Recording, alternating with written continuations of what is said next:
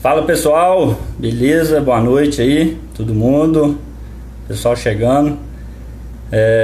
Hoje nós vamos fazer uma live aqui com o professor Thiago. Vamos só esperar o pessoal entrar aqui, esperar o professor entrar, daí a gente dá início, tá joia? Boa noite, turma mandando boa noite aí. Acho que vamos bater um papo legal aqui. Kezinha, Ádila, vamos ver aqui.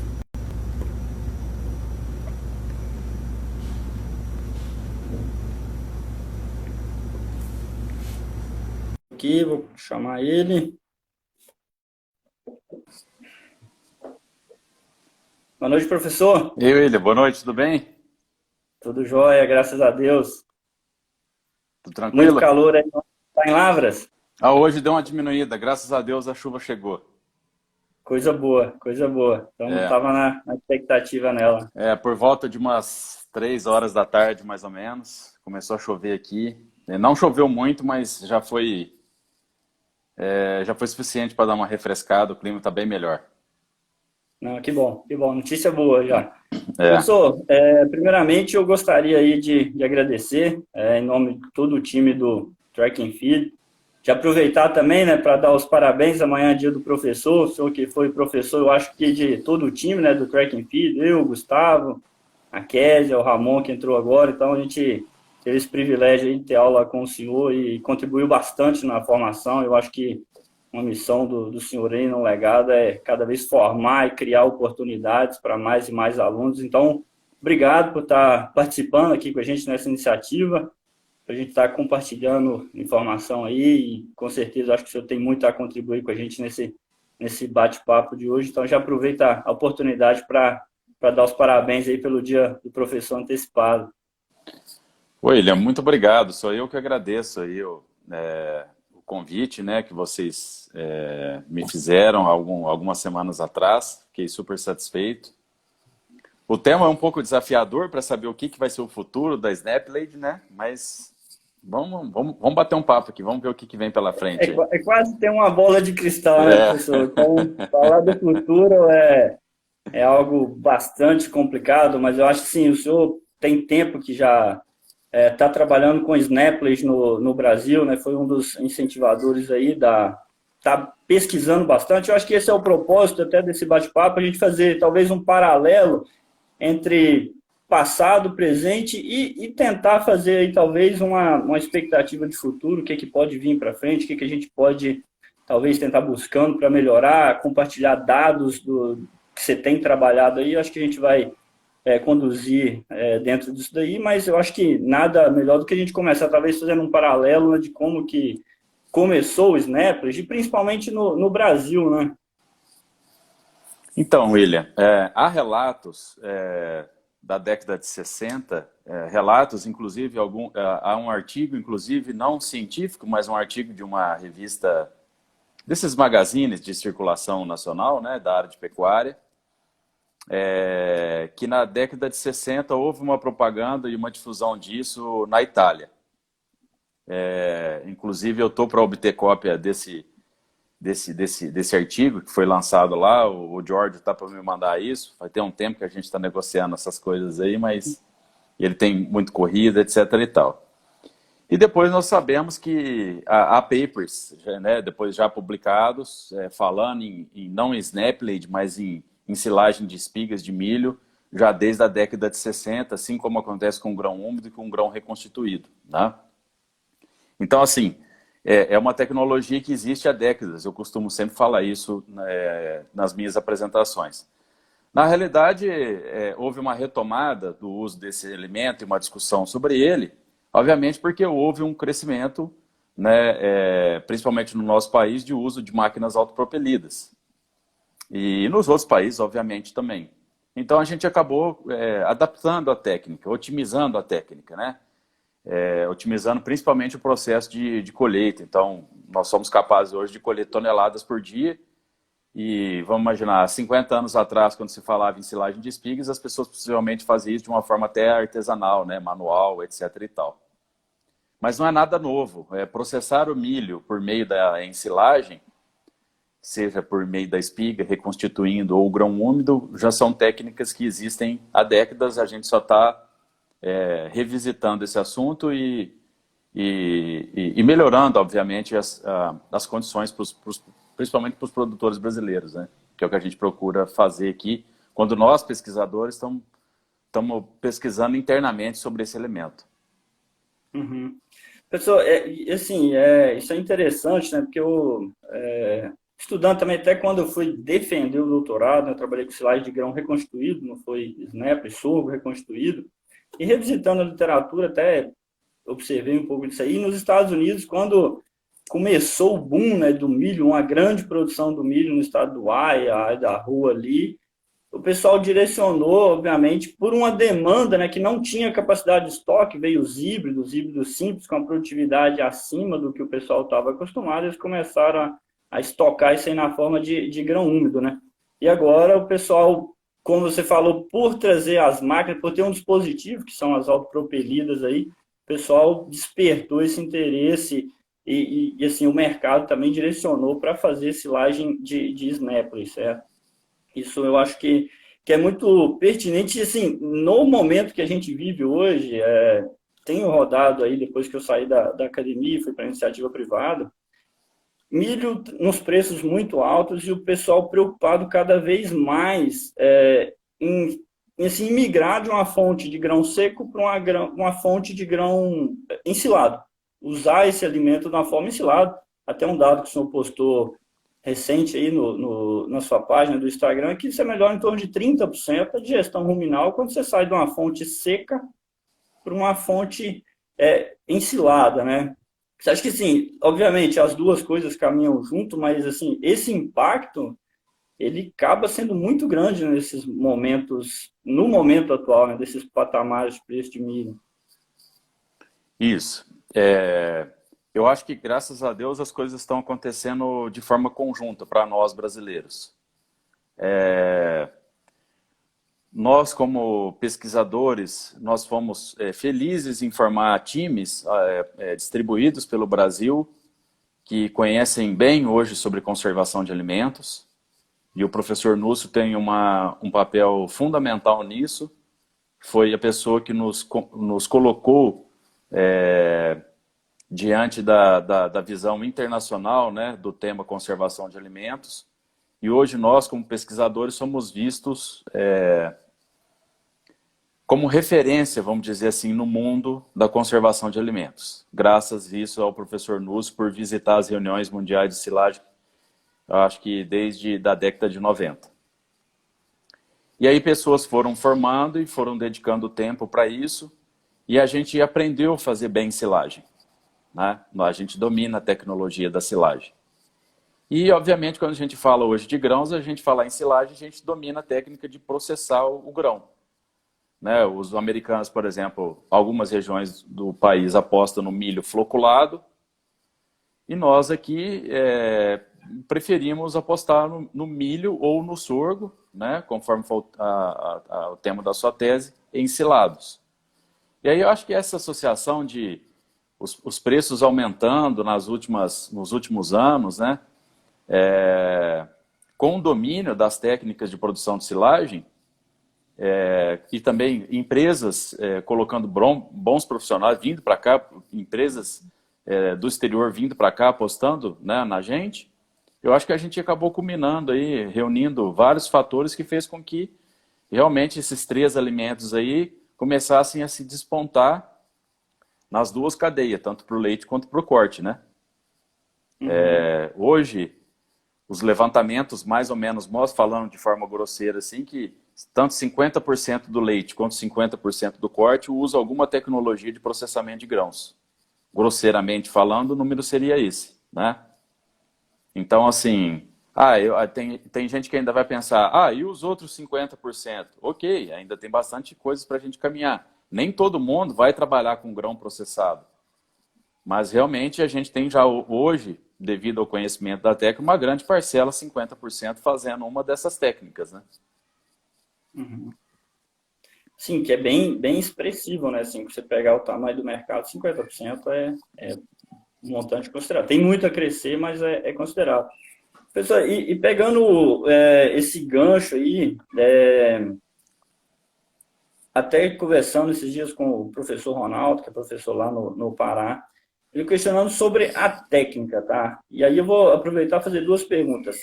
Assim, o Snapless, ele é uma tecnologia que vai se encaixar, vai ampliar para qual gama de produtores, qual que é o perfil de produtores? E quanto a gado de leite e gado de corte, qual que seria a adoção? Funciona bem no gado de leite, funciona no gado de corte? Como que é essa relação? Poder explorar um pouco mais sobre a adoção desses dois perfis, né, de produtores, tanto o gado de leite e o gado de corte, como que é a adoção deles quanto ao Snappers. Certo. Bom, eu costumo dizer que a primeira limitação, vamos falar das limitações. A primeira limitação que uma fazenda teria é estar localizada numa região onde ela consiga produzir milho de forma razoável, vamos dizer assim. Não vamos falar do ótimo, porque o ótimo nós vamos alcançar poucas pessoas, mas esteja num clima, numa região onde o milho possa crescer. Essa é a primeira prerrogativa. E aí ela precisa, uma vez estando nessa posição geográfica, a fazenda precisa estar treinada, mão de obra treinada para ter tecnologia para produzir milho bem.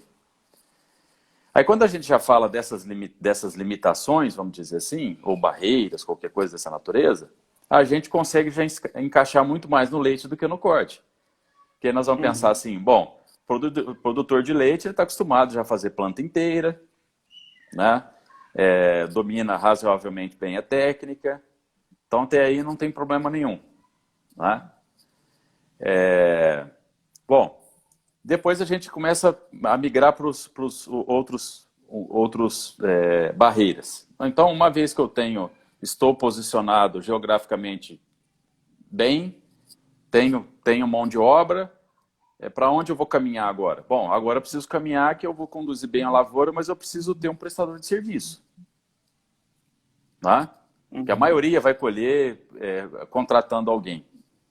Aí a gente já começa a criar uma grande barreira para o leite e a gente já começa a caminhar de uma forma mais fácil para o corte.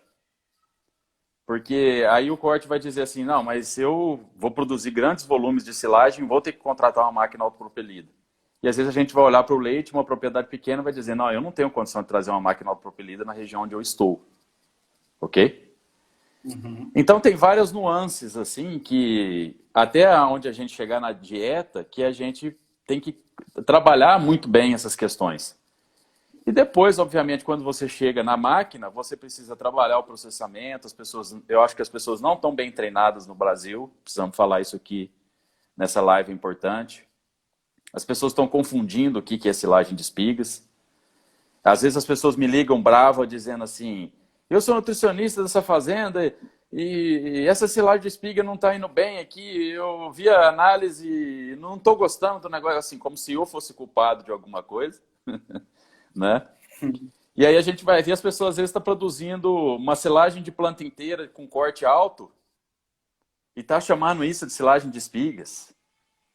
Né? Há esse desconhecimento. Ou contrata algum prestador de serviço que não sabe trabalhar com a plataforma despigadora e aí entra na roça, faz de qualquer jeito, puxa qualquer coisa, puxa ponteiro de planta.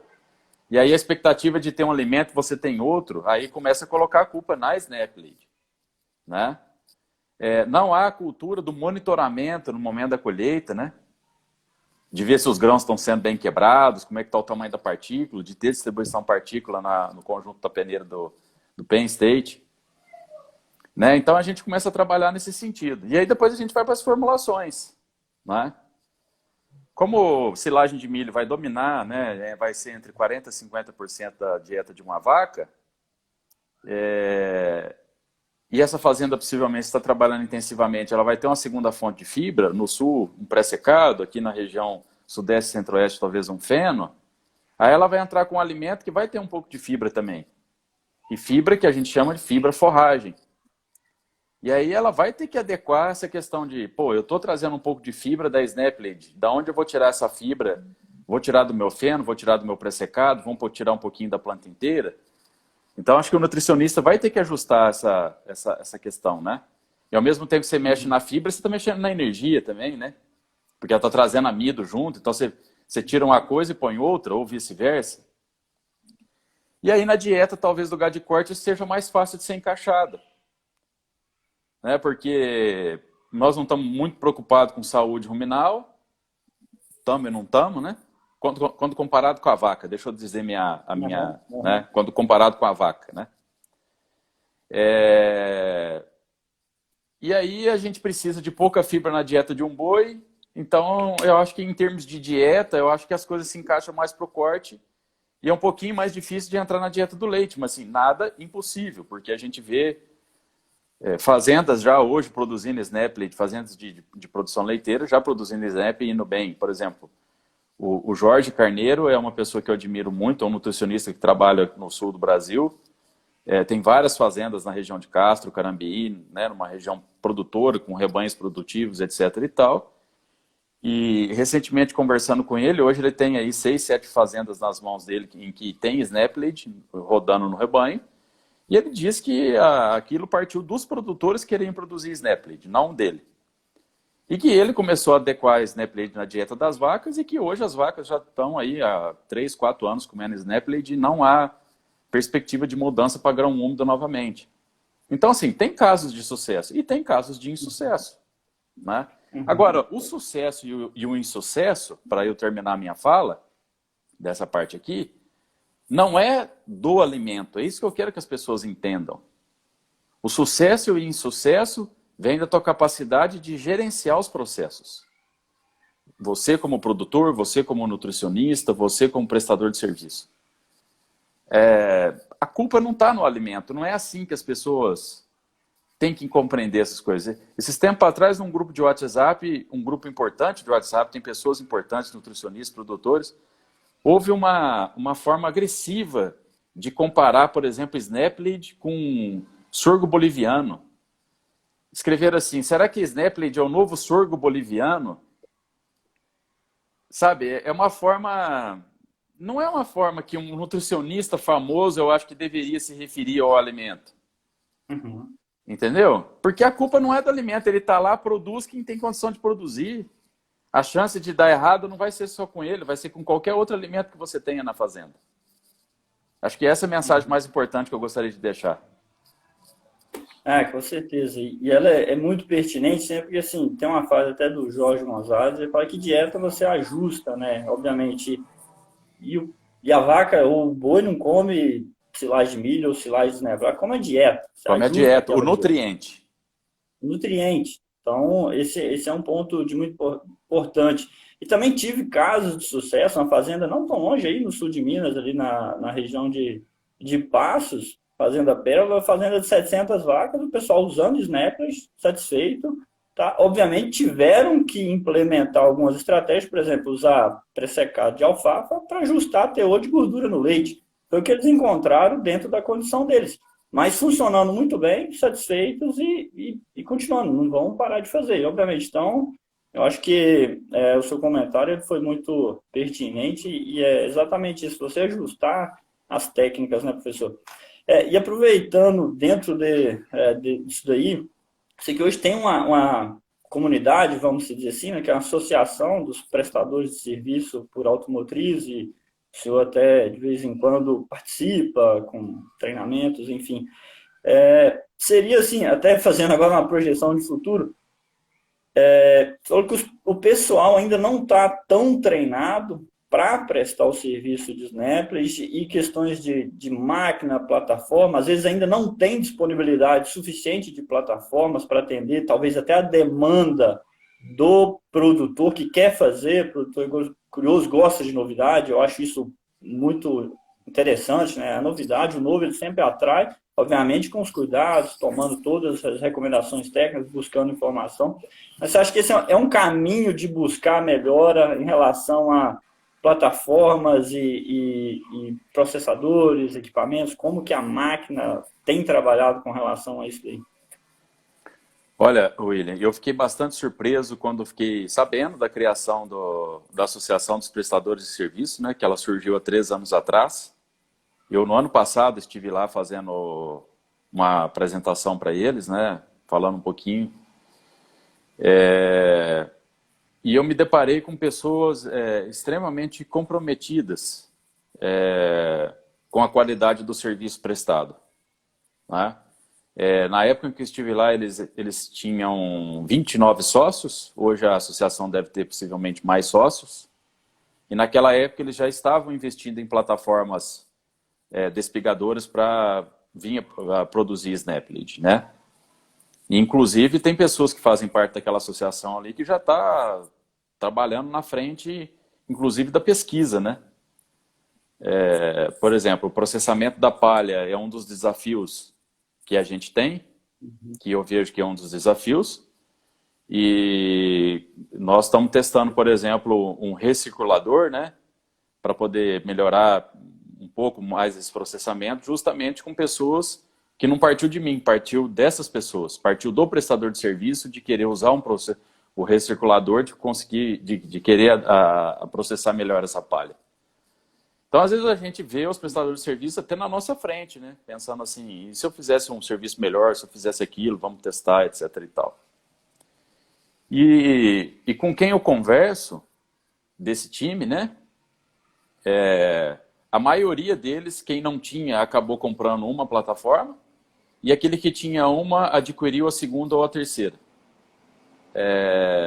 Então, eu vejo assim que realmente, eu costumo dizer nas minhas apresentações, que os responsáveis por essas inovações na área de conservação de alimentos são os prestadores de serviço, porque são as pessoas que apostam em máquinas de 1 milhão a 2 milhões de reais, vão lá, financiam suas máquinas, colocam cara a tapa. Não é fácil ter uma máquina dessa no ambiente brasileiro, por uma série de coisas, impostos, até mesmo assistência técnica, porque você pega uma máquina dessa, você leva lá para o interior do Centro-Oeste, qual é a empresa que vai te atender se um fusível queimar no meio da roça? Né? E eles estão dispostos a apostar nisso. Então, eu vejo um futuro bastante promissor para a prestação de serviço, para a prestação de serviço de qualidade e um crescimento de Snap Lead dentro desse contexto da prestação. Uhum. Isso é um ponto para considerar, porque é um valor alto, né? E, assim, obviamente tem que ter demanda para fazer esse trabalho, para justificar o investimento, né? Porque tudo, assim, quando você está no mercado, as coisas têm que ter uma certa rentabilidade, ter demanda para estar tendo essa amplitude aí de mercado. Eu acho que, assim, dentro do processo, né? Obviamente, hoje, quem tem condição de produzir dentro de casa, né? Assim, fazer alimento dentro de casa, evitar a compra, se planejar, produzir para evitar a compra, obviamente é uma estratégia fundamental, tanto no grão úmido, grão reidratado, quanto no Snapless, né? Isso aí. Se o produtor conseguir organizar para ter fluxo de caixa para a operação, com certeza é excepcional, uma tecnologia excepcional. Só avançando, a gente pegando uma sequência cronológica, dentro de passar do processamento, obviamente quebrar bem o grão, processar essa palha, né, que é uma dificuldade. O Claudinho até fez uma live com o Gustavo, a literatura traz, às vezes, aí, 25% de palha, ele falou que tem notado nos materiais 30% de palha, às vezes, quando ele faz na fazenda. Eu sei que o senhor fez alguns trabalhos relacionando materiais híbridos, acaba que é pertinente, né? Sempre o pessoal questionar. Tem uma relação grande quanto ao empalhamento de um produto para outro, dificuldade de processar essa palha em diferentes materiais. Tem alguma informação relacionada a isso? Olha, o que nós fizemos aqui, eu vou te falar o que a gente fez com o híbrido, o que nós conseguimos ver até agora. O primeiro ponto que eu costumo dizer, híbrido é super importante, porque os híbridos são plantados regionalmente, mas eu costumo dizer que dentro da sua região sempre vai ter os 10 ou 15 ou 20 mais plantados, e existe uma diferença de produtividade de espigas imensa entre eles. Então, a fazenda precisa estar atenta a esse aspecto. Por quê? Porque a gente faz os experimentos aqui, coloca todo mundo uma parcela ao lado da outra, repetido em 3 blocos, e aí você dá a mesma comida, a mesma condição, etc. e tal, o híbrido vai expressar produtividade de acordo com a sua genética, de acordo com as suas características, porque todo mundo recebeu a mesma condição. É importante para as pessoas que estão nos assistindo para entender isso, né? Uma diferença aí de 6 toneladas de matéria seca de espiga de um híbrido para o outro, né? Então isso é muito. Bom, dentro desse rol de produtividade vai existir uma diferença também, eu vou falar aí entre proporção de grãos, fica mais fácil a gente entender na espiga, né? E aí o restante seria a soma de palha mais sabugo. Então a gente vê híbridos aí em uma determinada maturidade, fixando a maturidade que ele teria aí 69%, 70% de grãos, e a gente vê híbridos chegando até a 75%, 76% de grãos, né? Então um aumento aí às vezes de 5 pontos percentuais. Então se ele tem 75 de grãos, ele teria 25 de palha e sabugo. Se ele tem 70 de grão, para as pessoas entenderem, ele teria 30 de palha e sabugo, né? Então, obviamente, se você está em busca de aumentar a energia, você tem que ir em busca também de híbridos que te tragam, né, essa maior proporção de grãos na espiga. Esse é um ponto. Outro ponto que nós detectamos também, que é um trabalho que a gente acabou de mandar para o Animal Feed Science Technology, que é da tese da Jéssica, nós testamos 5 híbridos e trabalhamos 3 maturidades.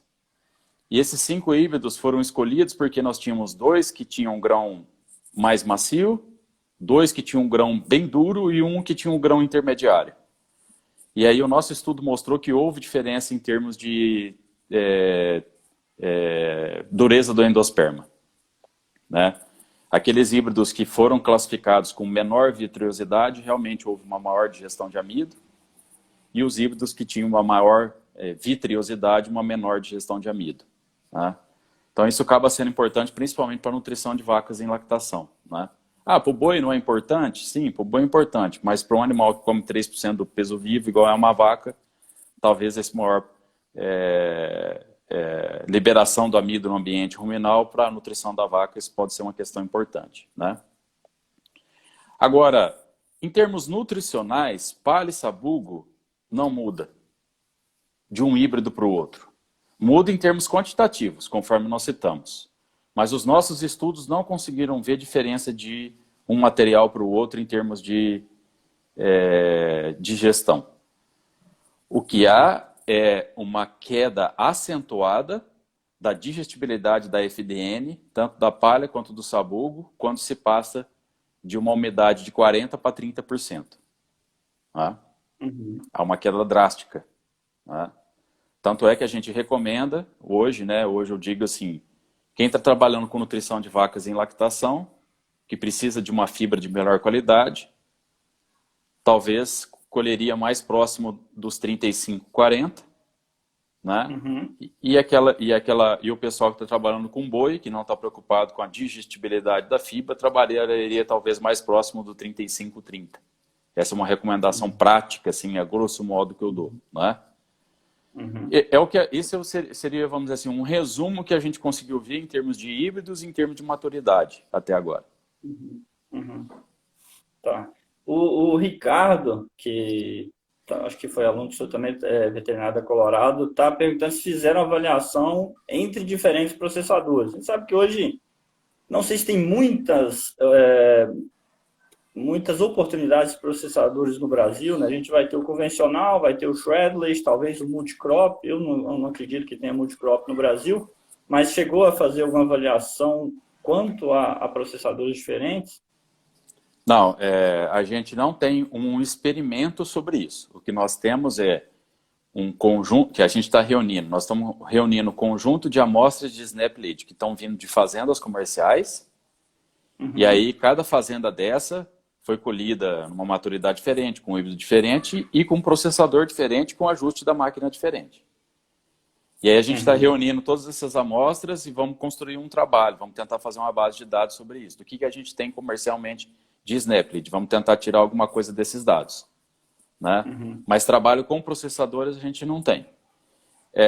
Há uma perspectiva. Eu estou trabalhando com processadores, mas com planta inteira, não com Snap agora. e é uma perspectiva talvez para a gente fazer alguma coisa com o Shred Lead, com o Snap Lead. Mas é um experimento que a gente precisa discutir para ver se ele vai acontecer para o ano de 2021 ou não. Mas dados com ele eu ainda não tenho nada. Tá. Então, o pessoal está mandando pergunta aqui, a gente vai batendo papo, eventualmente eu coloco aqui, acho que o intuito é compartilhar, né? Então a gente atendeu o pessoal também. O Thiago está perguntando se tem alguma limitação em utilizar milho reidratado ou snaps para bovino de corte confinado, né? Tá, eu entendo assim que você deve estar falando em termos quantitativos, né, Thiago? Exato. Volto foi o que eu e o William ressaltamos aí há uns 10 minutos atrás. O nutricionista tem que pensar sempre no nutriente e não no ingrediente. Então a gente vê uma limitação, né, com dietas experimentais, dietas comerciais, que a gente tem trabalhado aí com o Nelore, com amido em torno aí de 51, 51,5. Eu acho que esse é o limite do amido para Nelore. E nessa dieta, obviamente, tem 70, vamos imaginar, 50% de amido na dieta total, 70% dessa dieta vindo de amido de alta degradação e 30% com amido de baixa degradação. Então, olha sempre para o nutriente. Essas dietas vão estar na casa aí dos seus 18 a 20 de FDN e vão ter em torno aí de entre 15 a 12 de fibra fisicamente efetiva. Vai depender um pouco dos ingredientes que você está trabalhando. Então, basicamente, assim, olha para esses números. Tá? Eu costumo olhar para esses números. E aí você tem que olhar, obviamente, se a fazenda faz bom manejo de coxo, se faz monitoramento de fezes, se está usando algum modulador de fermentação ruminal ou de modulador de metabolismo hepático. Né? Todos é um conjunto de fatores para a gente chegar com essa concentração de nutrientes. Professor, o Marcos fez uma pergunta relacionada ao tamanho de partícula, eu vou aproveitar para tentar, só para a gente fechar a parte de processamento, talvez para a gente aproveitar o tempo e falar alguma coisa de fermentação e vedação também. Recomendação de tamanho de partícula, tem alguma coisa? E como que fica essa relação de compactação, a gente já migrando um pouco de assunto, de compactação desse material no silo, densidades médias, que tem sido alcançadas aí no que você tem observado? Tá. Não, essa é uma pergunta importante, porque assim, o Snap é um alimento feio. Né? Eu costumo dizer que ele é feio. Os alunos, eu falo, nossa, é feio, né, pessoal? Meus alunos dão risada. Mas é feio mesmo, que quando você pega na mão, você só enxerga a palha. E aí as pessoas têm o hábito de olhar que aqui vai falar, nossa, a palha não compacta, isso aí não vai fermentar, isso não vai virar silagem, eu estou com medo de fazer esse negócio. Né? Esses dias tinha um gerente de uma fazenda aqui no sul de Minas, que ele me pediu permissão para ficar me ligando, porque ele achou que o negócio que ele estava fazendo não ia dar certo. Não ia virar. Né? Não ia converter, não ia virar lá na frente. Né? Então, o que as pessoas precisam pensar é que 70% a 75% daquele alimento feio é composto por grãos. A gente não está vendo, mas quando você passa a peneira, você vê isso. Né?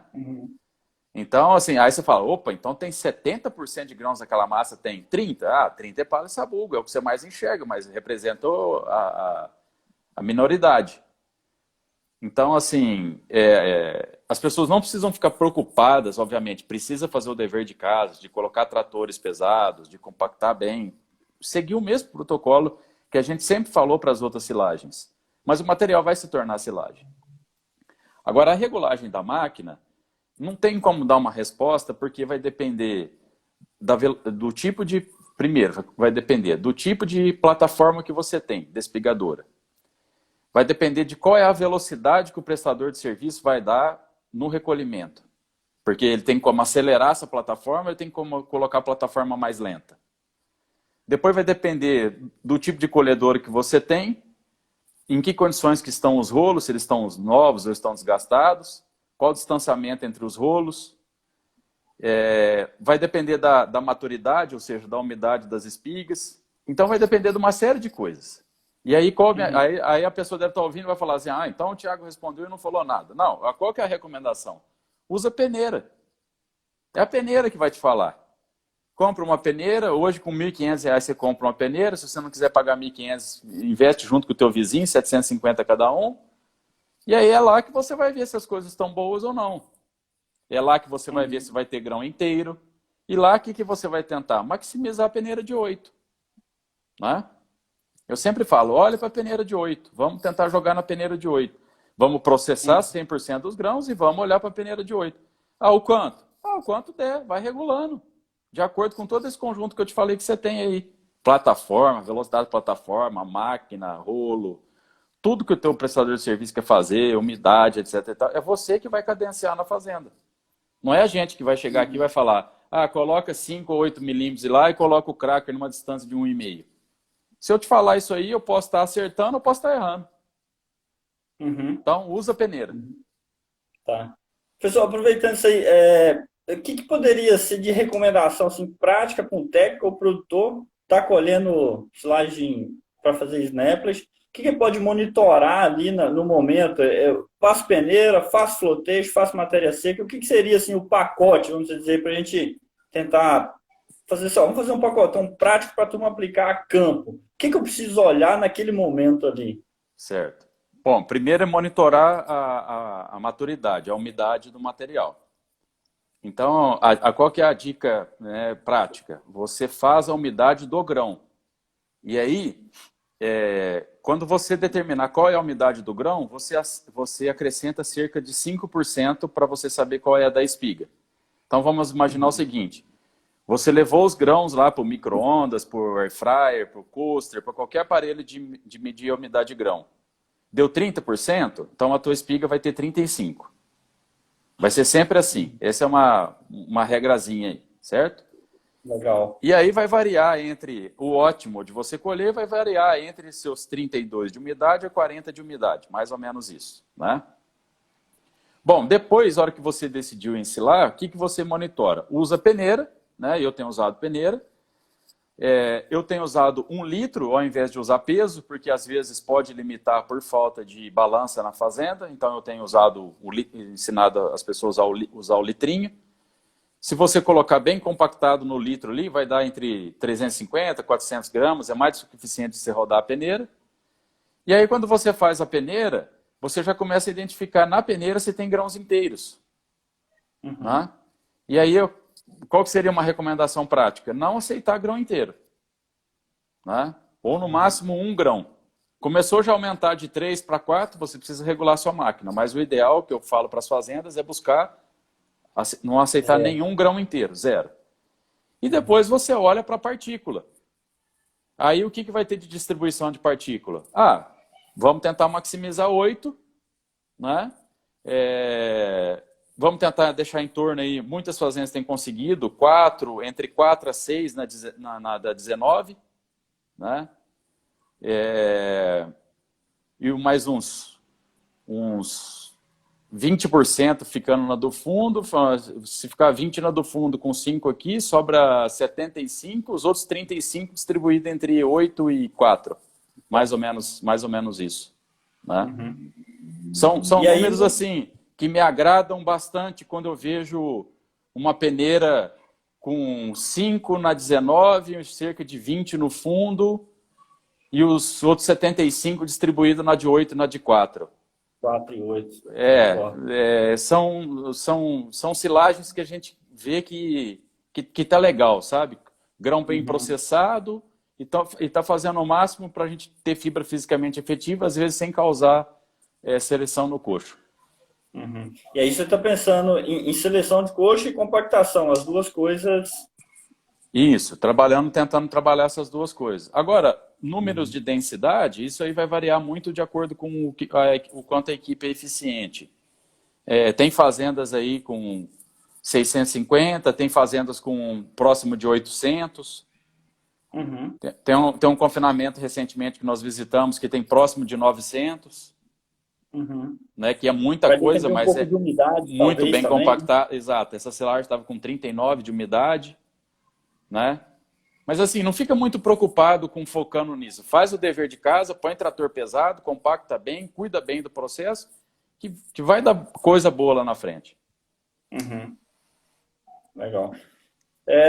Professor, e assim, a fermentação do Snapples, ela se parece com a fermentação do grão úmido? Dá para traçar um paralelo entre fermentação de Snapples, grão úmido e talvez silagem de planta inteira, que eu acredito que é o que o pessoal já está mais habituado, né, a perceber o tipo de fermentação. Olha, William, eu acho que quando a gente colhe e está entre esse 35 e 40 aí de umidade, eu acho que está mais próximo de uma fermentação de planta inteira de milho do que de um grão reidratado ou de um grão úmido. Uhum. Tá? Eu tenho visto a maioria das silagens nessa faixa, entre 35 a 40. Às vezes uma fazenda com 41, né? 42 de umidade. Aqui, vou chamar ele.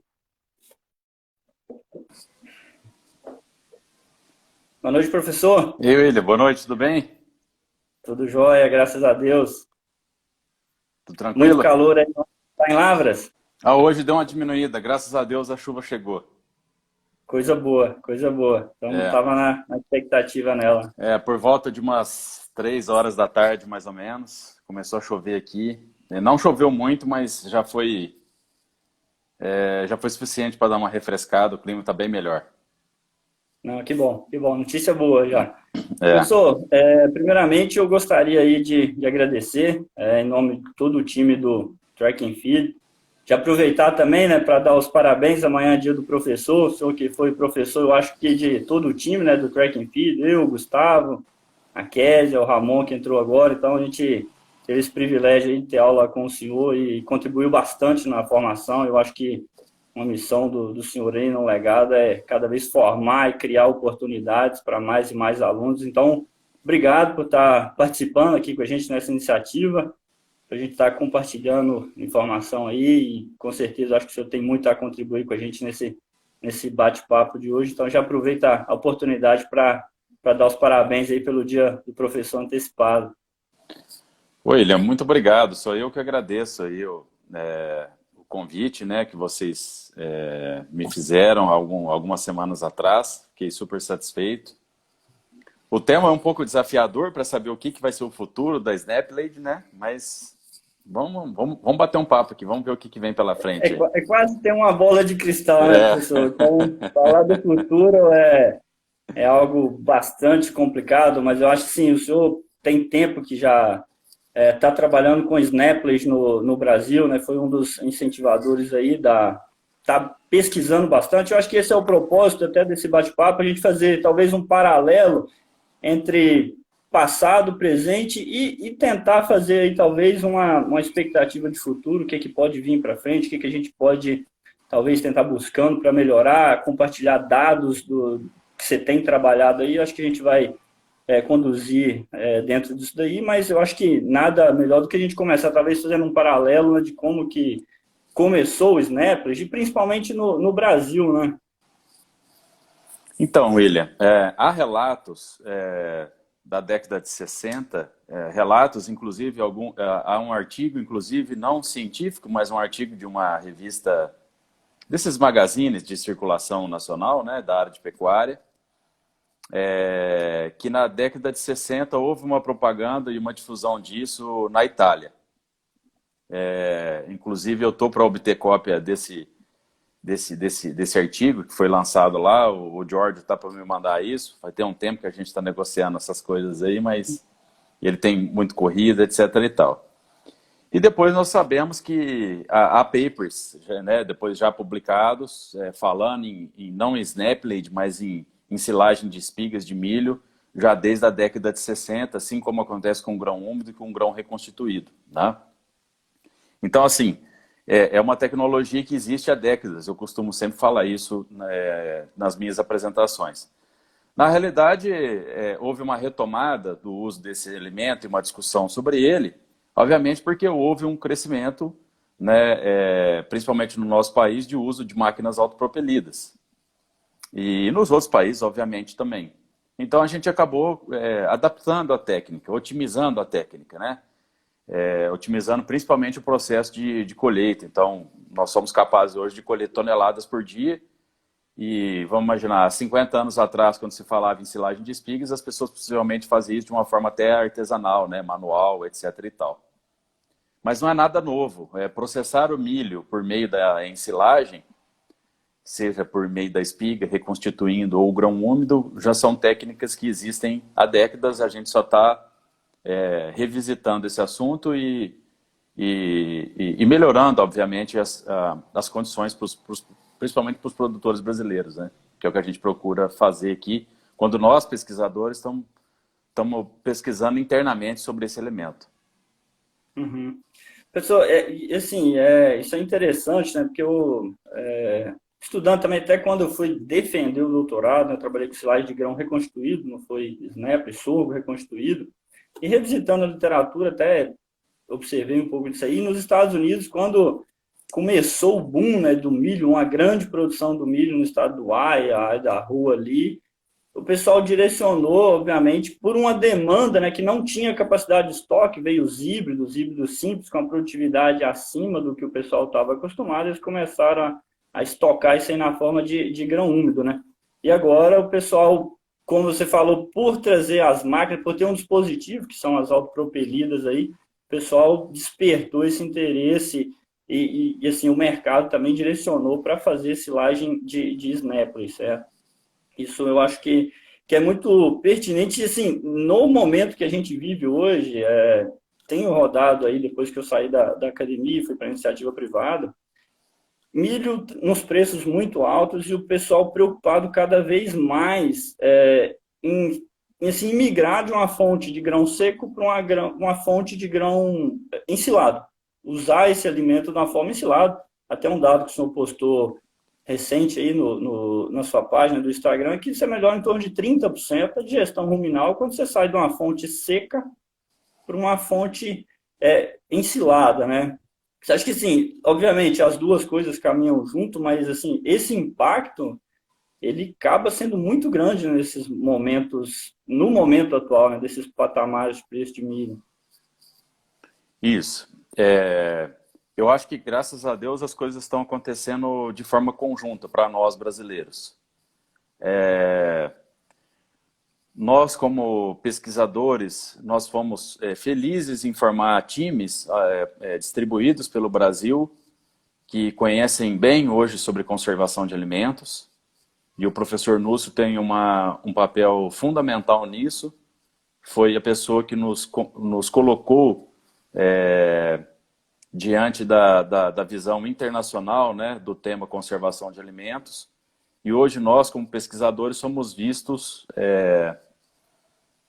como referência, vamos dizer assim, no mundo da conservação de alimentos. Graças a isso ao professor Núcio por visitar as reuniões mundiais de silagem, eu acho que desde a década de 90.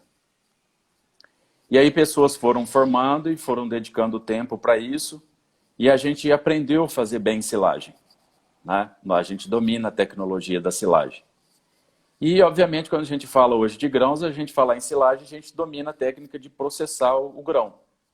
Né? Os americanos, por exemplo, algumas regiões do país apostam no milho floculado, e nós aqui preferimos apostar no milho ou no sorgo, né? Conforme for o tema da sua tese, ensilados.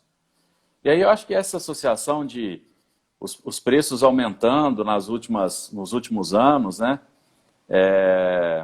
Com o domínio das técnicas de produção de silagem, e também empresas colocando bons profissionais vindo para cá, empresas do exterior vindo para cá, apostando, né, na gente, eu acho que a gente acabou culminando aí, reunindo vários fatores que fez com que realmente esses 3 alimentos aí começassem a se despontar nas duas cadeias, tanto para o leite quanto para o corte, né?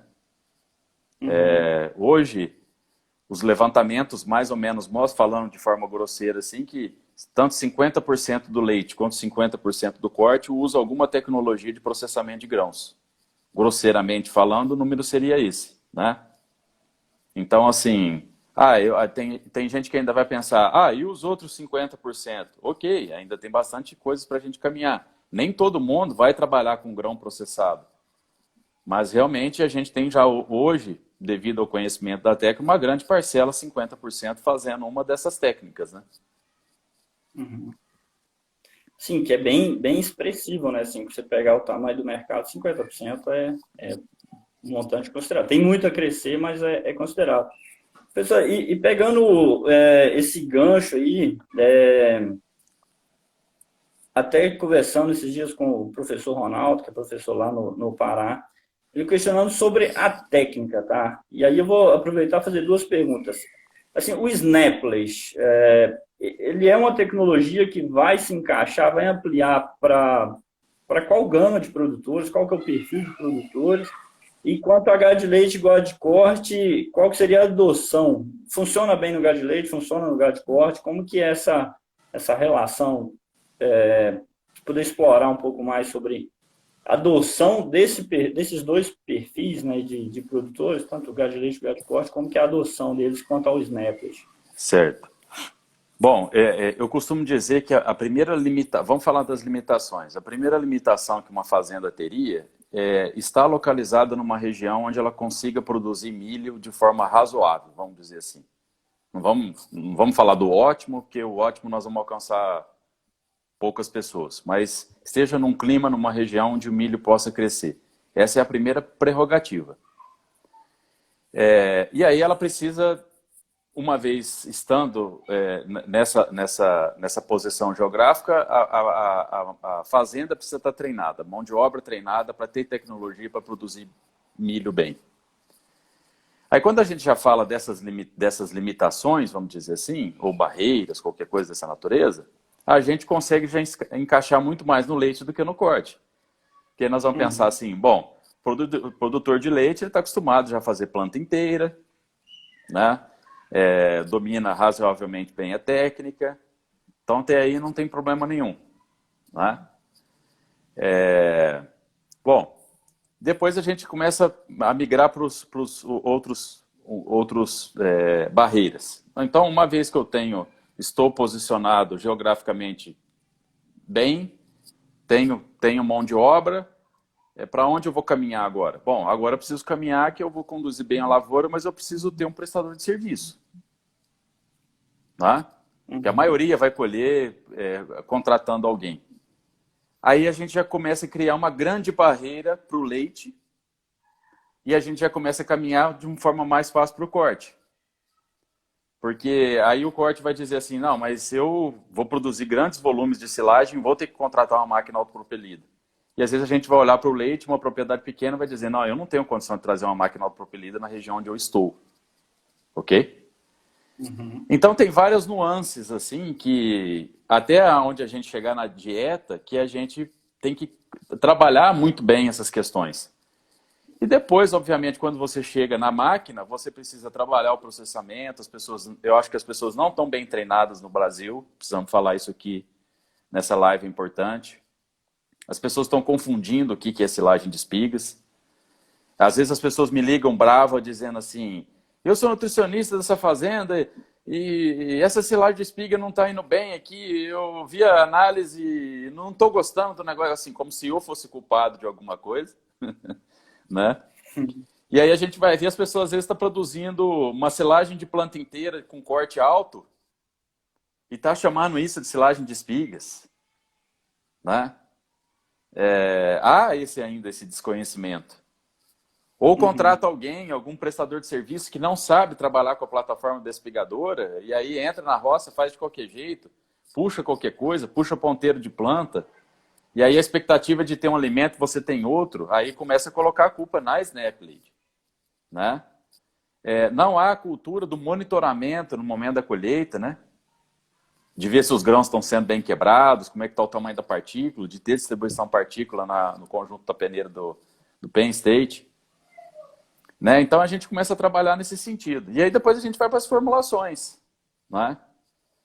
Como silagem de milho vai dominar, né, vai ser entre 40% e 50% da dieta de uma vaca, e essa fazenda possivelmente está trabalhando intensivamente, ela vai ter uma segunda fonte de fibra, no sul um pré-secado, aqui na região sudeste e centro-oeste talvez um feno, Aí ela vai entrar com um alimento que vai ter um pouco de fibra também. E fibra que a gente chama de fibra forragem. E aí ela vai ter que adequar essa questão de, pô, eu estou trazendo um pouco de fibra da SnapLid, da onde eu vou tirar essa fibra? Vou tirar do meu feno, vou tirar do meu pré-secado, vamos tirar um pouquinho da planta inteira?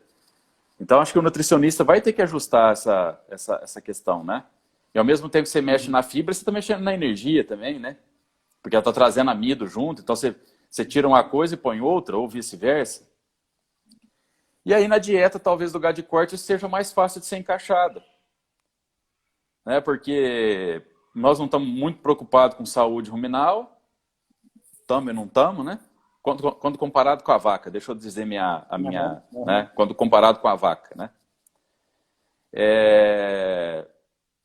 E aí a gente precisa de pouca fibra na dieta de um boi, então eu acho que em termos de dieta, eu acho que as coisas se encaixam mais para o corte e é um pouquinho mais difícil de entrar na dieta do leite, mas assim, nada impossível, porque a gente vê fazendas já hoje produzindo SnapLid, fazendas de produção leiteira já produzindo Snap e indo bem. Por exemplo, o Jorge Carneiro é uma pessoa que eu admiro muito, é um nutricionista que trabalha no sul do Brasil.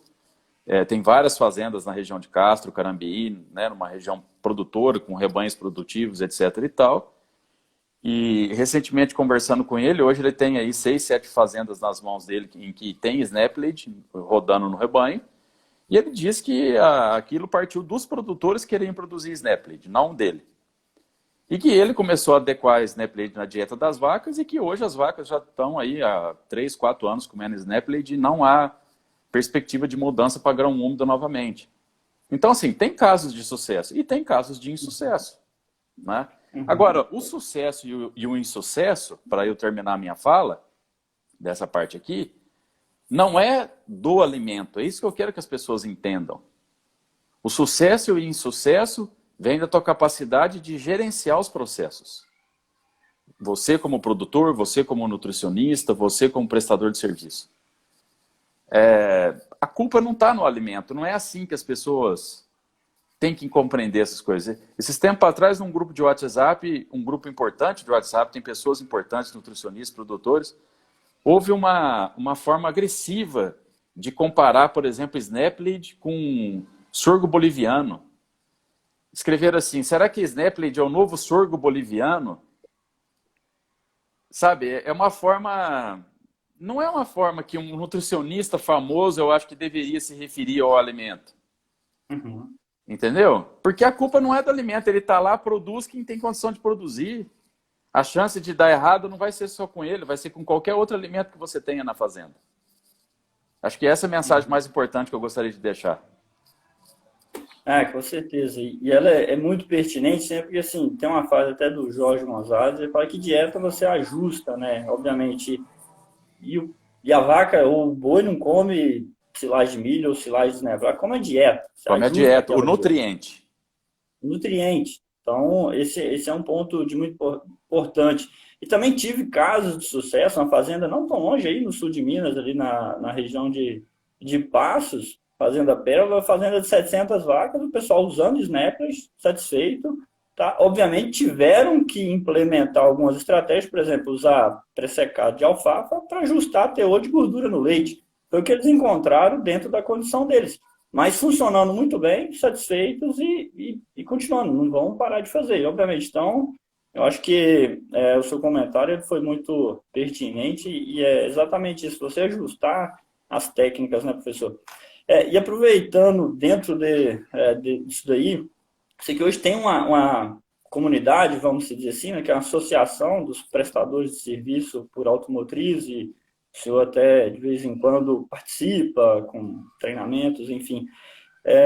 Seria assim, até fazendo agora uma projeção de futuro, falou que o pessoal ainda não está tão treinado para prestar o serviço de SnapLid e questões de máquina, plataforma, às vezes ainda não tem disponibilidade suficiente de plataformas para atender, talvez até a demanda do produtor que quer fazer, produtor curioso, gosta de novidade, eu acho isso muito interessante, né? A novidade, o novo, ele sempre atrai, obviamente com os cuidados, tomando todas as recomendações técnicas, buscando informação, mas você acha que esse é um caminho de buscar melhora em relação a plataformas e processadores, equipamentos, como que a máquina tem trabalhado com relação a isso aí? Olha, William, eu fiquei bastante surpreso quando fiquei sabendo da criação da Associação dos Prestadores de Serviço, né, que ela surgiu há 3 anos atrás. Eu, no ano passado, estive lá fazendo uma apresentação para eles, né, falando um pouquinho. E eu me deparei com pessoas extremamente comprometidas com a qualidade do serviço prestado, né? Na época em que eu estive lá, eles tinham 29 sócios, hoje a associação deve ter possivelmente mais sócios, e naquela época eles já estavam investindo em plataformas despigadoras para vir a produzir Snap Lead, né? E, inclusive, tem pessoas que fazem parte daquela associação ali que já está trabalhando na frente, inclusive, da pesquisa, né? Por exemplo, o processamento da palha é um dos desafios que a gente tem, que eu vejo que é um dos desafios, e nós estamos testando, por exemplo, um recirculador, né, para poder melhorar um pouco mais esse processamento, justamente com pessoas que não partiu de mim, partiu dessas pessoas, partiu do prestador de serviço de querer usar o recirculador, de conseguir, de querer processar melhor essa palha.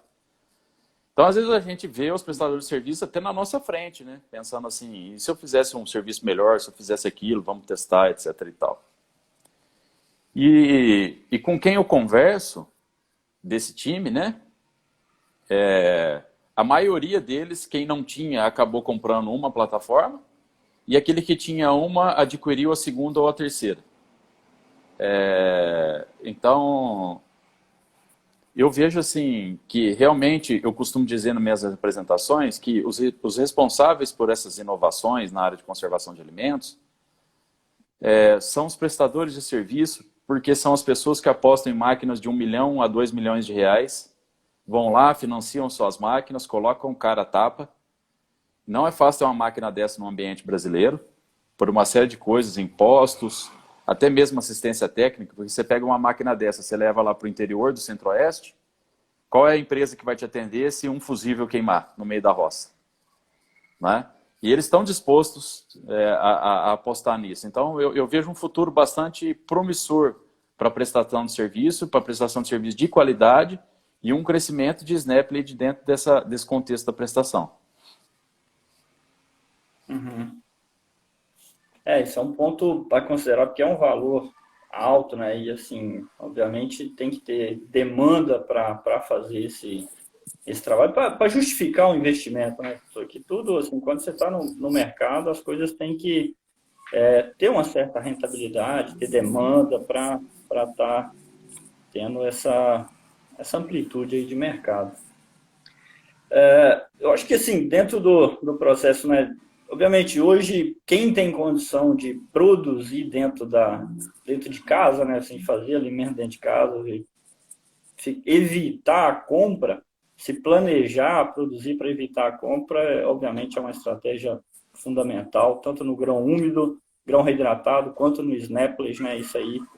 Se o produtor conseguir organizar para ter fluxo de caixa para a operação, com certeza é excepcional, a tecnologia é excepcional.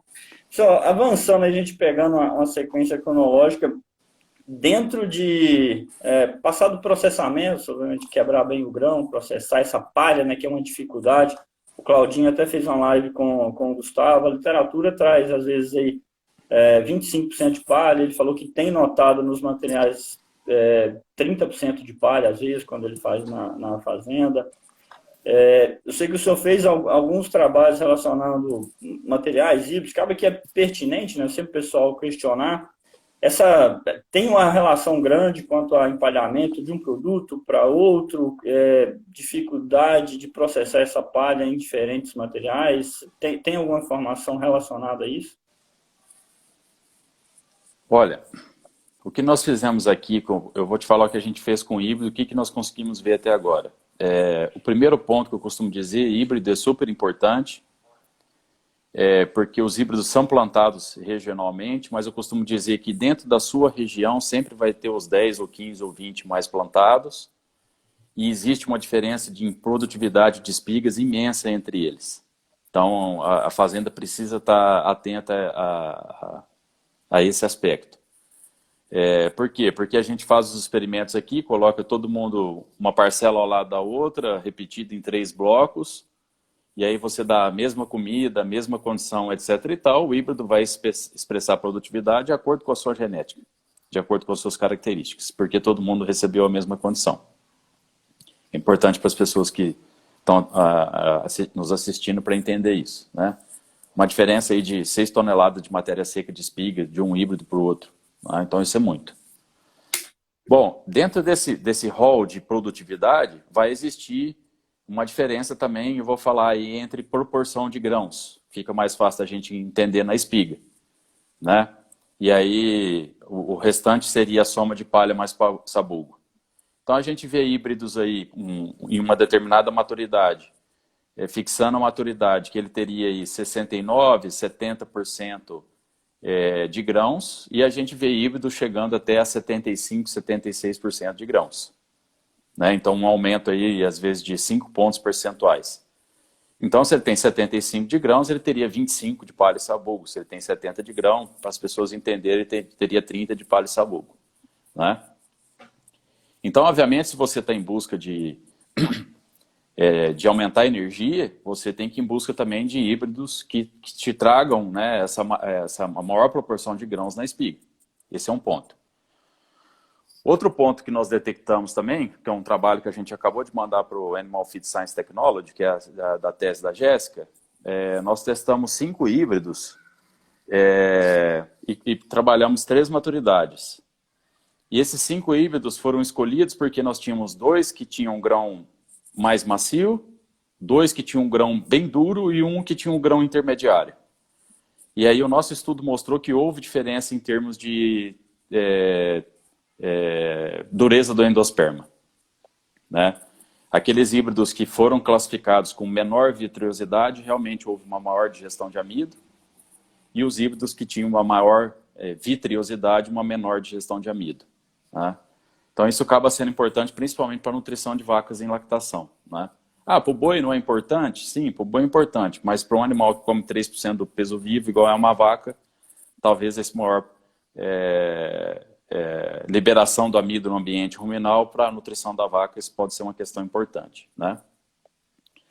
Agora, em termos nutricionais, palha e sabugo não muda de um híbrido para o outro. Muda em termos quantitativos, conforme nós citamos. Mas os nossos estudos não conseguiram ver diferença de um material para o outro em termos de digestão. O que há é uma queda acentuada da digestibilidade da FDN, tanto da palha quanto do sabugo, quando se passa de uma umidade de 40% para 30%. Tá? Há uma queda drástica. Tá? Tanto é que a gente recomenda, hoje, né, hoje eu digo assim, quem está trabalhando com nutrição de vacas em lactação, que precisa de uma fibra de melhor qualidade, talvez colheria mais próximo dos 35, 40, né? E o pessoal que está trabalhando com boi, que não está preocupado com a digestibilidade da fibra, trabalharia talvez mais próximo do 35, 30. Essa é uma recomendação prática, assim, a grosso modo que eu dou, né? Isso seria, vamos dizer assim, um resumo que a gente conseguiu ver em termos de híbridos e em termos de maturidade até agora. Tá. O Ricardo, que acho que foi aluno do senhor também, veterinário da Colorado, está perguntando se fizeram avaliação entre diferentes processadores. A gente sabe que hoje, não sei se tem muitas oportunidades de processadores no Brasil, né? A gente vai ter o convencional, vai ter o shredless, talvez o multicrop. Eu não acredito que tenha multicrop no Brasil, mas chegou a fazer alguma avaliação quanto a processadores diferentes? Não, a gente não tem um experimento sobre isso. O que nós temos é um conjunto, que a gente está reunindo. Nós estamos reunindo um conjunto de amostras de snap lead que estão vindo de fazendas comerciais. E aí cada fazenda dessa foi colhida numa maturidade diferente, com um híbrido diferente e com um processador diferente, com ajuste da máquina diferente. E aí a gente está reunindo todas essas amostras e vamos construir um trabalho, vamos tentar fazer uma base de dados sobre isso. Do que a gente tem comercialmente de SnapLead, vamos tentar tirar alguma coisa desses dados, né? Mas trabalho com processadores a gente não tem. Há uma perspectiva, eu estou trabalhando com processadores, mas com planta inteira, não com Snap agora. E é uma perspectiva talvez para a gente fazer alguma coisa com Threadlead, com SnapLead. Mas é um experimento que a gente precisa discutir para ver se ele vai acontecer para o ano de 2021 ou não. Mas dados com ele eu ainda não tenho nada. Tá. Então, o pessoal está mandando pergunta aqui, a gente vai batendo papo, eventualmente eu coloco aqui, acho que o intuito é compartilhar, né? Então a gente atendeu o pessoal também. O Thiago está perguntando se tem alguma limitação em utilizar milho reidratado ou SnapLead para bovino de corte confinado, né? Tá, eu entendo assim que você deve estar falando em termos quantitativos, né, Thiago? Exato. Volto foi o que eu e o William ressaltamos aí há uns 10 minutos atrás. O nutricionista tem que pensar sempre no nutriente e não no ingrediente. Então a gente vê uma limitação, né, com dietas experimentais, dietas comerciais, que a gente tem trabalhado aí com o Nelore, com amido em torno aí de 51, 51.5. Eu acho que esse é o limite do amido para Nelore. E nessa dieta, obviamente, tem 70%, vamos imaginar, 50% de amido na dieta total, 70% dessa dieta vindo de amido de alta degradação e 30% com amido de baixa degradação. Então, olha sempre para o nutriente. Essas dietas vão estar na casa aí dos seus 18 a 20 de FDN e vão ter em torno aí de entre 15 a 12 de fibra fisicamente efetiva. Vai depender um pouco dos ingredientes que você está trabalhando. Então, basicamente, assim, olha para esses números. Tá? Eu costumo olhar para esses números. E aí você tem que olhar, obviamente, se a fazenda faz bom manejo de coxo, se faz monitoramento de fezes, se está usando algum modulador de fermentação ruminal ou de modulador de metabolismo hepático. Né? Todos é um conjunto de fatores para a gente chegar com essa concentração de nutrientes. Professor, o Marcos, eu fiz uma pergunta relacionada ao tamanho de partícula, eu vou aproveitar para tentar, só para a gente fechar a parte de processamento, talvez para a gente aproveitar o tempo e falar alguma coisa de fermentação e vedação também. Recomendação de tamanho de partícula, tem alguma coisa? E como que fica essa relação de compactação, a gente já migrando um pouco de assunto, de compactação desse material no silo, densidades médias, o que tem sido alcançadas aí no que você tem observado? Tá. Não, essa é uma pergunta importante, porque assim, o SnapLead é um alimento feio. Né? Eu costumo dizer que ele é feio. Os alunos, eu falo, nossa, é feio, né, pessoal? Meus alunos dão risada. Mas é feio mesmo, que quando você pega na mão, você só enxerga a palha. E aí as pessoas têm o hábito de olhar que aqui vai falar, nossa, a palha não compacta, isso aí não vai fermentar, isso não vai virar silagem, eu estou com medo de fazer esse negócio. Né? Esses dias tinha um gerente de uma fazenda aqui no sul de Minas, que ele me pediu permissão para ficar me ligando, porque ele achou que o negócio que ele estava fazendo não ia dar certo. Não ia virar. Né? Não ia converter, não ia virar lá na frente. Né? Então, o que as pessoas precisam pensar é que 70% a 75% daquele alimento feio é composto por grãos. A gente não está vendo, mas quando você passa a peneira, você vê isso. Né? Então, assim, aí você fala, opa, então tem 70% de grãos naquela massa, tem 30%? 30% é palha e sabugo, é o que você mais enxerga, mas representa a minoridade. Então, assim, as pessoas não precisam ficar preocupadas, obviamente, precisa fazer o dever de casa, de colocar tratores pesados, de compactar bem, seguir o mesmo protocolo que a gente sempre falou para as outras silagens. Mas o material vai se tornar silagem. Agora, a regulagem da máquina, não tem como dar uma resposta, porque vai depender do tipo de... Primeiro, vai depender do tipo de plataforma que você tem, despigadora. Vai depender de qual é a velocidade que o prestador de serviço vai dar no recolhimento. Porque ele tem como acelerar essa plataforma, ele tem como colocar a plataforma mais lenta. Depois vai depender do tipo de colhedora que você tem, em que condições que estão os rolos, se eles estão novos ou estão desgastados. qual o distanciamento entre os rolos. Vai depender da maturidade, ou seja, da umidade das espigas. Então vai depender de uma série de coisas. E aí, aí a pessoa deve estar ouvindo e vai falar assim, então o Thiago respondeu e não falou nada. Não, qual que é a recomendação? Usa peneira. É a peneira que vai te falar. Compra uma peneira, hoje com R$ 1.500 você compra uma peneira, se você não quiser pagar R$ 1.500, investe junto com o teu vizinho, R$ 750 cada um. E aí é lá que você vai ver se as coisas estão boas ou não. É lá que você vai ver se vai ter grão inteiro. E lá o que você vai tentar? Maximizar a peneira de 8. Né? Eu sempre falo, olha para a peneira de 8. Vamos tentar jogar na peneira de 8. Vamos processar 100% dos grãos e vamos olhar para a peneira de 8. O quanto? O quanto der, vai regulando.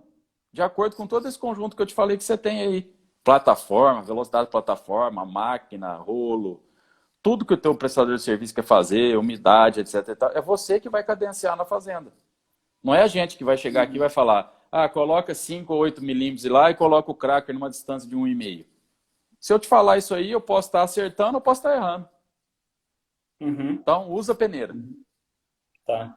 Pessoal, aproveitando isso aí, o que poderia ser de recomendação assim, prática para um técnico ou produtor está colhendo silagem para fazer snapless? O que pode monitorar ali no momento? Faço peneira, faço flotejo, faço matéria seca. O que seria assim, o pacote, vamos dizer, para a gente tentar fazer só? Vamos fazer um pacotão prático para a turma aplicar a campo. O que eu preciso olhar naquele momento ali? Certo. Bom, primeiro é monitorar a maturidade, a umidade do material. Então, qual que é a dica, né, prática? Você faz a umidade do grão. E aí, quando você determinar qual é a umidade do grão, você acrescenta cerca de 5% para você saber qual é a da espiga. Então, vamos imaginar o seguinte. Você levou os grãos lá para o micro-ondas, para o air fryer, para o coaster, para qualquer aparelho de medir a umidade de grão. Deu 30%, então a tua espiga vai ter 35%. Vai ser sempre assim. Essa é uma regrazinha aí, certo? Legal. E aí vai variar entre o ótimo de você colher, vai variar entre seus 32 de umidade a 40 de umidade, mais ou menos isso, né? Bom, depois, na hora que você decidiu ensilar, o que você monitora? Usa peneira, né? Eu tenho usado peneira.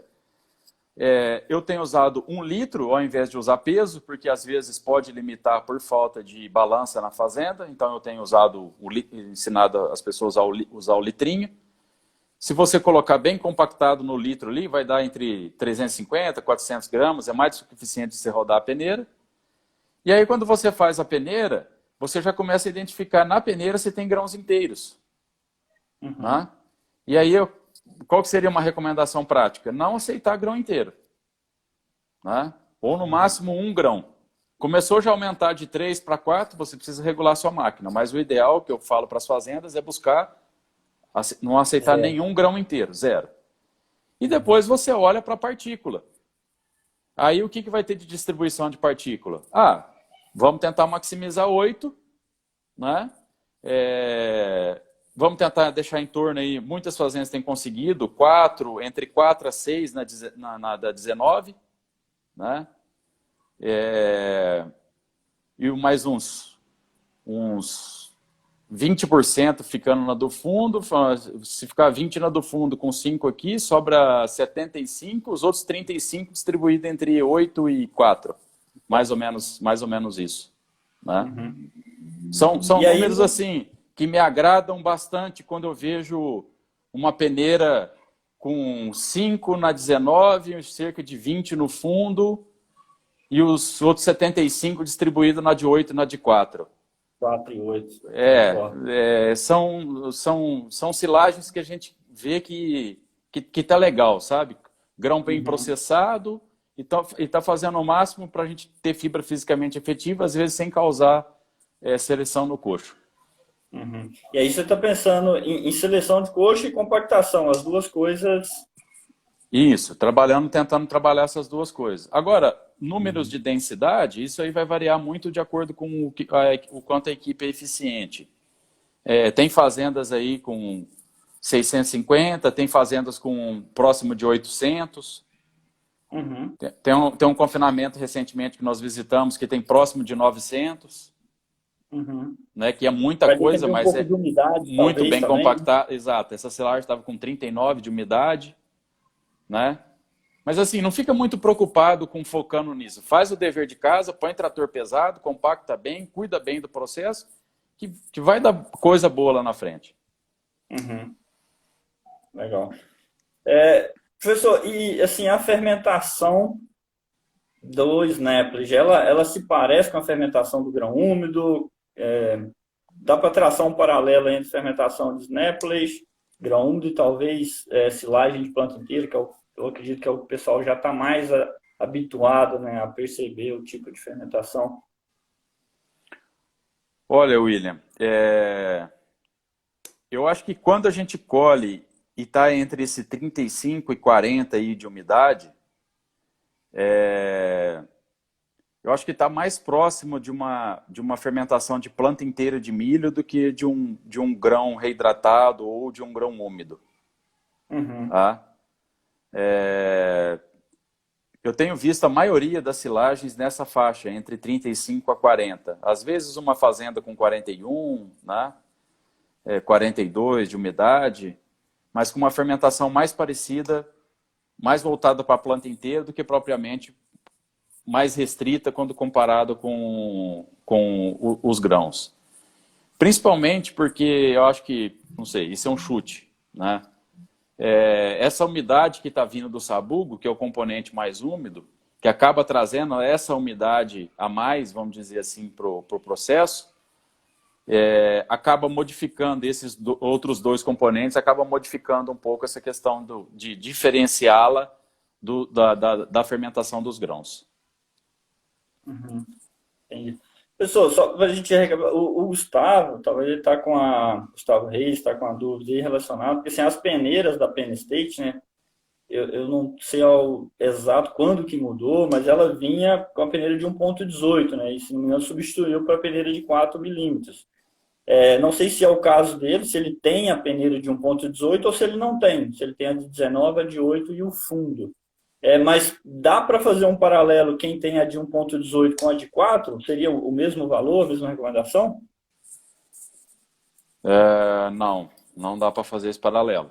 Eu estou citando a de 4 Uhum. aqui porque eu trabalho com a de 4. A mudança foi em 2013 que houve essa mudança, mas não dá para traçar esse paralelo, tá? Vamos dizer assim, aquele 75 que eu falei, certo? Distribuídos entre a de 8 e a de 4, para as pessoas que têm a de 1 e 18. Desses 75%, 40% ficaria na de 8 e os outros 35% ficaria na de 4. Ou 45% na de 8 e 30% na de... Uma coisa mais ou menos assim, tá? Uhum.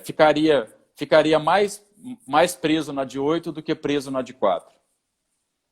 Uhum. Mas a Entendi. ideia é sempre tentar maximizar, tentar ir para a peneira de 8, sempre processando os grãos. Tá, uhum. Maximizar 8 com grãos totalmente processados. Sem grãos Isso, inteiros, né? isso. E Resumindo. aí quem estiver trabalhando com um gado de corte pode trabalhar com a peneira de 4, e aí quem estiver trabalhando com vacas em lactação realmente vai ter que focar na peneira de 8, né? Uhum. Tá, perfeito.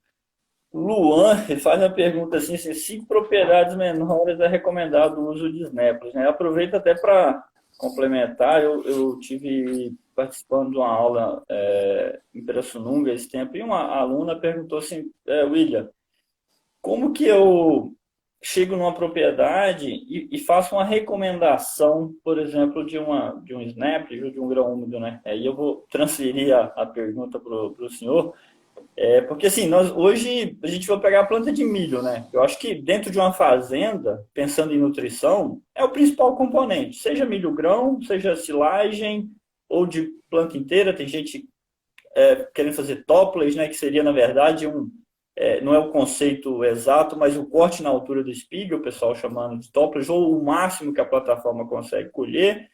Sim. E por aí vai nas diversificações. É como abordar isso, né? O que definir, como chegar no. Então, essa questão de fazer snap lead em pequena propriedade, eu acho que isso vai acabar crescendo. Porque as pessoas no passado já tinham o hábito de fazer o milho desintegrado com palha e sabugo, né, que a gente chamava MDPS, tinha gente que chama isso também de rolão, né? E eu recebo perguntas assim frequentes, sempre dizendo assim, posso reidratar o rolão, posso reidratar o MDPS e fazer uma silagem, seria uma silagem de espigas? Não sei, não tem experimento, não tem número sobre isso, mas tenta fazer. Reidrata, tenta chegar numa umidade de 35 lá e ver o que faz, né? Uhum. Há outras pessoas também que me perguntam assim, eu tenho uma pequena propriedade também e as minhas espigas estão prontas para fazer silagem de espiga. Você acha que daria certo de eu processar isso numa máquina estacionária e conseguir fazer isso em pequena escala? Tenta, se você conseguir processar bem, né? Até uma brincadeira que saiu aqui na universidade uma vez, virou paixão aqui não sei se você se recorda dele, do Borginho. Uhum. Nosso funcionário aqui aposentado, nós tivemos que entrar numa lavoura de milho aqui, acabou tendo uma derrubada de plantas, e aí as plantas caíram tudo para o chão, aí ele falou, posso recolher essas espigas, Thiago? Eu falei, pode recolher. Falei, então eu vou debulhar para pegar o milho. Eu falei, não, faz silagem de espigas. Ele disse, mas isso aí não vai dar certo. Eu falei, não, faz um tanque de 200 litros, você vai ver. E ele pegou e fez um tanque de 200 litros, agora ele está apaixonado com o negócio, picado na estacionária. Né? E eu acho que logo, né, isso é um achismo, ninguém nunca me falou isso, mas que essas empresas que trabalham com máquinas pequenas, de máquina agrícola, uma hora vai aparecer alguém aí criando uma máquina para fazer snap lead em pequena escala. Uhum. Eu acho que isso aí uma hora vai acontecer. Mas o pessoal, a engenharia deles já deve estar pensando, né? Porque existe o mercado, existe o interesse, então... nós somos muito criativos para as coisas, entendeu? Conhecimento de como fazer a gente tem, sobre como conservar a gente tem, sobre como fornecer nós temos, é mesmo só adaptar o operacional. Uhum. Agora, dizer assim, partindo para o final da sua pergunta, como que eu vou recomendar, dizer numa pequena propriedade se uma máquina autopilida vai vir ou não vai vir? Nossa, aí é muito complexo isso, né? Isso depende de uma série de fatores. Eu não acho uma questão fácil de ser resolvida, né? Às vezes as pessoas me mandam assim, faça snap lead ou planta inteira? Não sei, depende. Eu não estou vendo a tua situação, mas o que você precisa? De mais fibra ou mais energia? Esses dias um confinamento queria saber. O que eu faço, Thiago? Eu estou com milho pronto aqui. Faço snap ou... Falei, eu não sei. O que você tem mais limitação? Você tem limitação de energia ou de fibra? Se a tua limitação for fibra, faz planta inteira. Se a tua limitação for energia, faz snap.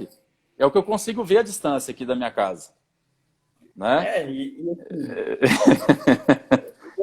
A resposta é essa, né? Porque assim, tem que ser decidido com o gerente, né? Isso é uma decisão conjunta, porque às vezes o pessoal quer fazer uma silagem de espiga, mas ele está passando aperto porque não tem quantidade suficiente de silagem de planta inteira. Meu amigo, vamos fazer planta inteira. Você precisa de volume, de quantidade, mas é por aí.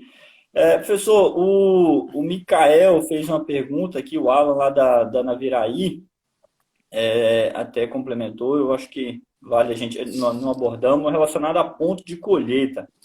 Ele falou se é possível correlacionar teor de umidade do grão a partir da linha do leite, semelhante ao que faz com a planta inteira. Eu acredito que ele perguntou o seguinte, dá para a gente avaliar na espiga o ponto ideal para se fazer silagem de snappers? E aí o Alan até complementou aqui, olhando a desmama do grão, né, que eu imagino que ele deve estar falando do pontinho negro lá. Você pode abordar um pouco para a gente? Então, eu recomendo que vocês monitorem a umidade mesmo. A umidade é algo seguro. Não recomendo que vocês monitorem a linha do leite. Você, por experiência, obviamente, pode acompanhar a linha do leite junto, porque acompanhando a linha do leite você tem ideia do quanto o grão acumulou de amido, né? Já conseguiu acumular e o quanto ainda tem para ser acumulado. A gente vai adquirindo essa experiência, né? Conforme vai olhando as roças ao longo dos anos. Mas a forma mais segura mesmo que a gente vê é monitorar a umidade. E é fácil de ser feito, né? Pega meia dúzia de espiga, debulha, mistura os grãos, 5 minutos lá no micro-ondas te dá uma ideia muito boa de quantos por cento de umidade você tem. Então, eu acho que essa é a recomendação mais correta, é verificar realmente a umidade do grão. Uhum. Até aproveitando, professor, fazendo uma ressalva, que eu estou bem envolvido no mercado de milho, de sementes. Tem alguns materiais que têm é característica específica de cada material, né? Que é o dry down, que o pessoal chama, o fast dry down, né? Então, assim, ele desmamou, a gente chama de fechou lá, fez a linha negra, tem material que tem uma velocidade de secagem muito rápida, totalmente diferente de outros materiais, é inerente do material. Então, esse é um ponto também que assim, reforça a importância de se medir, de fato, o teor de matéria seca, que hoje é muito simples. A gente tem air fry, igual você falou, gosta é um aparelho um pouco mais caro, mas tem air fry, tem micro-ondas, então isso aí eu acho que bem tranquilo de fazer. Beleza, eu acho que o pessoal está mandando, tá um papo legal, estão gostando aqui. Pessoal, para a gente ir caminhando, então, falando um pouco de fermentação, acho que você falou que a fermentação ela é um pouco mais direcionada, né? Se parece mais até com, vamos dizer assim, do que planta inteira, do que uma silagem de grão reidratado, né? Ou um grão úmido. Vedação, tempo de estocagem, mesmas recomendações para grão úmido também, para se tratar de grãos, como é que fica essa questão? Os experimentos que a gente tem até agora, vamos falar da aditivação, né, ou da inoculação, do tempo de estocagem, realmente nós precisamos trabalhar aí com o que a gente tem até agora nós temos um volume, uma massa crítica de resultados muito maior para grão úmido e para grãos, mas acho que também vale para Snaplade, né? Nós não trabalhamos essa questão aqui até agora de tempo de estocagem, trabalhamos com tempo de estocagem fixo, mas a gente vê aí que ontem mesmo o seu trabalho é um trabalho clássico da sua tese de doutorado. Falar nisso, pessoal, leiam o paper publicado no The Science, que o William é o primeiro autor, que é um paper lindo, tá? Procurem com ele aí depois, que ele vai passar para vocês, que é um dos papers mais bonitos sobre nutrição que eu li nos últimos tempos, assim, o modo, o estilo como ele foi construído. Gostei muito, William, já te falei isso uma vez. Obrigado. O seu trabalho mostra isso, com aquela comparação de 30 e 90, né? O professor João ontem mandou no grupo lá, saiu recém-publicado aí, ele conclui o paper enfatizando que precisa dos 60 dias, né? Então a gente tem levado realmente para essa toada aí de que vai fazer as silagens de grãos, essas três aí, reidratado, úmido e Snaplade, vamos esperar no mínimo 60 dias para poder abrir. Tá? Uhum. E sobre vedação, as informações que a gente tem, a maior delas com planta inteira de milho, não é nem com essas silagens aí, mas eu sempre recomendo trabalhar com barreira de oxigênio, né? Com vedação das paredes, com duplicação das paredes de folhas de filme na parede, porque, voltando àquele assunto, 70% no mínimo daquela silagem é constituída por grãos, e acho que nós temos que cuidar daquilo tudo, é um investimento alto. Se nós estamos investindo em Snaplade, ou em grão úmido, ou em grão reidratado, é porque nós estamos interessados em realmente investir em energia para os animais, e eu acho que a gente não pode deixar essa energia embora. Acho que a gente tem que manter o máximo dessa energia realmente dentro do silo, e vedação é uma das maneiras da gente fazer isso. Uhum. Show de bola. Eu até acompanhei, não tive, assim, ainda não tirei um tempo para ler o paper do professor João. Ele até esteve envolvido, né? A gente discutiu nesse experimento que eu publiquei com sorgo, na verdade foi sorgo, né? Eu acho que também hoje é algo que se fala, devido aos preços. Só o preço do milho, a turma começa a procurar oportunidades, né? O sorgo é uma delas, e o Evandro, que tinha um trabalho com sorgo seco, sorgo ensilado, 90 dias, e a proposta era, mas se a gente fizer realmente do ensilar, quanto tempo? Aí a gente fez 30 e 90 dias, a gente viu que realmente a gente precisa ultrapassar a barreira dos 60 dias para ter o ganho, né? Hoje o preço está alto, então a gente quer o quê? Mexer em eficiência, a gente precisa de aumentar a eficiência. Então, a gente realmente tem que se planejar, e isso é planejamento, né, professor? Às vezes ele fecha, ele quer abrir no dia seguinte. Você tem que ter consciência que você precisa continuar comprando. Você está usando milho seco, você precisa continuar comprando esse material para você esperar que ele ganhe o máximo. Tá? Se abrir amanhã, você vai ter o ganho só depois dos 60 dias, né? Se, assim, que a fermentação ela continua ocorrendo, correto? Assim, ele abre e não tem o ganho, mas após os 60 dias, naquele mesmo silo, se tem os ganhos, até um ponto acho interessante a gente abordar. Olha, eu não arriscaria isso. Uhum. Inclusive, nós estamos aí, surgiu uma história que não é nem relacionada com Snaplade, é relacionada com reidratado, da história de moe fino e moe grosso, que são terminologias que eu não gosto, porque o que é moe fino e o que é moe grosso? Pode ser uma infinidade de coisas, né? Aí a turma está falando assim, moe grosso no fundo do silo e moe fino na frente do silo. Gente, vamos fazer o arroz com feijão.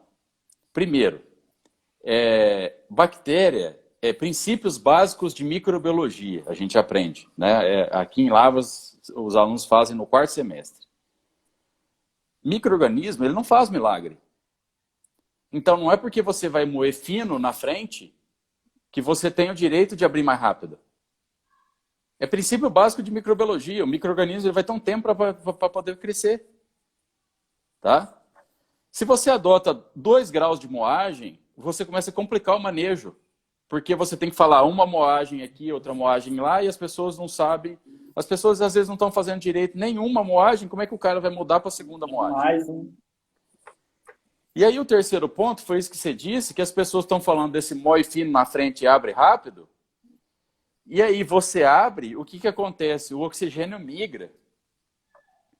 Ele não está retido na parede do silo. Ele não está ali igual muitas pessoas pensam, que o oxigênio ficou parado ali naquele painel. Ele está migrando. Então, eu acho assim, William, o momento em que você abriu e que o oxigênio começa a entrar, eu imagino que toda aquela microbiota, pelo menos nos 2 primeiros metros, ela começa a ser toda modificada em função da entrada desse oxigênio. E eu não sei o quanto que esse amido ainda vai continuar sendo modificado em função dessa oxigenação que vai acontecer.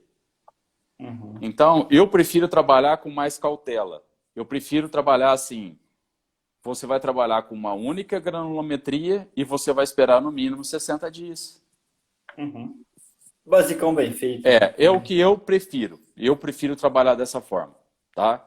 Porque a gente não vai conseguir abrir com 20, 30, não vai haver melhora de amido com esse tempo. Os estudos são factíveis em mostrar tudo isso. Esse tempo de 60 não é à toa que a gente está pedindo para que ele aconteça. Por quê? Porque o micro-organismo ele precisa de um tempo para ele poder crescer e manipular toda aquela matriz proteica.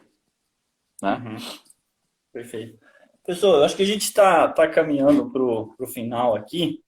Eu vou fazer uma última pergunta aqui e a gente caminha para o encerramento. Aqui o Alan, ele perguntou se realmente o melhor método para avaliação de processamento de silagem, que no caso ele está falando de espiga, né? De planta inteira, na verdade, ou na silagem de espiga também, aqui no caso dele é espiga. Seria o KPS ou uma outra forma, como litro ou flotation, tá? Porque KPS vai vir do laboratório, né? E flotation e o litro você faz on farm, vamos dizer. Isso. Então, como o William já ressaltou aí, na fazenda você consegue fazer lá o litro, passando a peneira, você já consegue identificar e contar o número de grãos inteiros que acaba tendo, né? Esse número de não aceitar nenhum grão, da onde veio isso, Thiago? Não, é meu. Eu penso que se a gente for produzir Snaplade, eu acho que a gente não pode aceitar mais do que 1 ou 2 grãos inteiros. A gente não pode trabalhar com essa meta, tá? Porque a gente realmente precisa processar. Processar demais? Não, precisamos processar.